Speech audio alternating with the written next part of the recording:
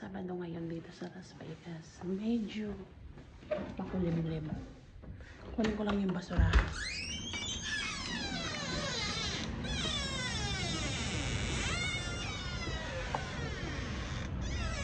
It's a trash day today.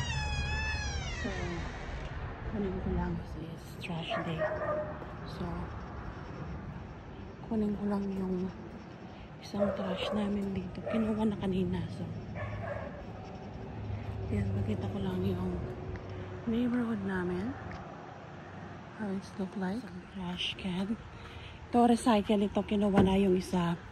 Mamaya pa. Ito ang neighborhood dito sa amin, guys. Napakatahimik. Yes. Medyo makulimlim, oh.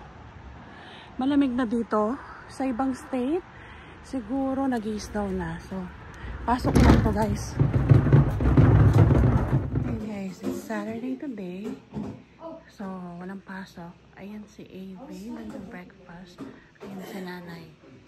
Si Avery nagbe-breakfast, kasama niya yung pamangkin ko. Ayan. Anak ng kuya ko. May 4 boys na anak ang kuya ko. Actually, nasa Pilipinas sila today.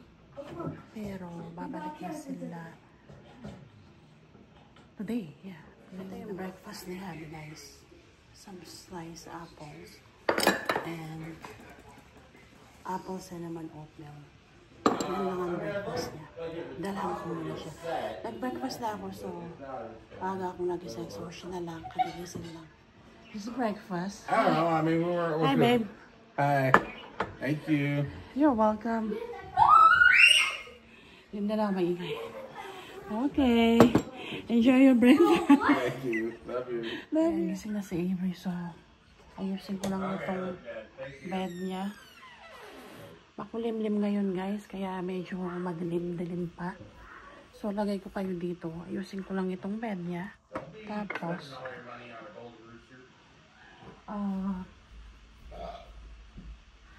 ayusin ko pa yung sarong namin. So, ganito lang ang ginagawa ko everyday. You know, since walang pasok si Avery, it's Saturday, nandito lang pinsan niya, kaya magkaka-me time pa rin naman ako. Kayo guys, anong ginagawa niyo sa me time? Ako, mahilig akong manood ng K-dramas.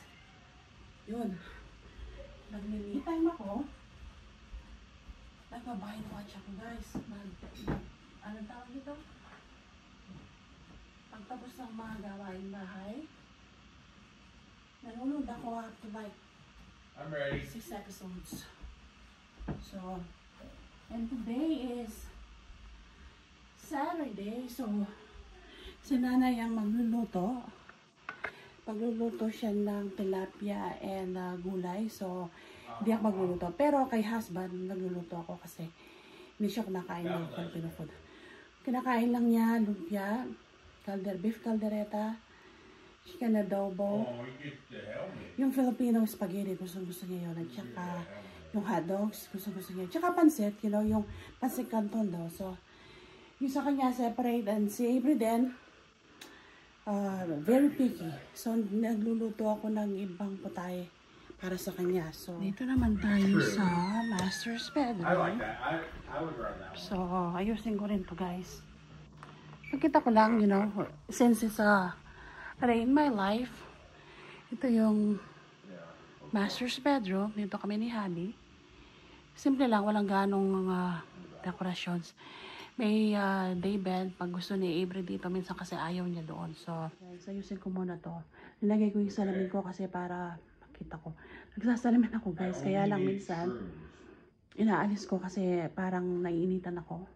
Pero since hindi ganong mainit today, so ilagay ko. O sige, balikan ko kay mamaya, guys.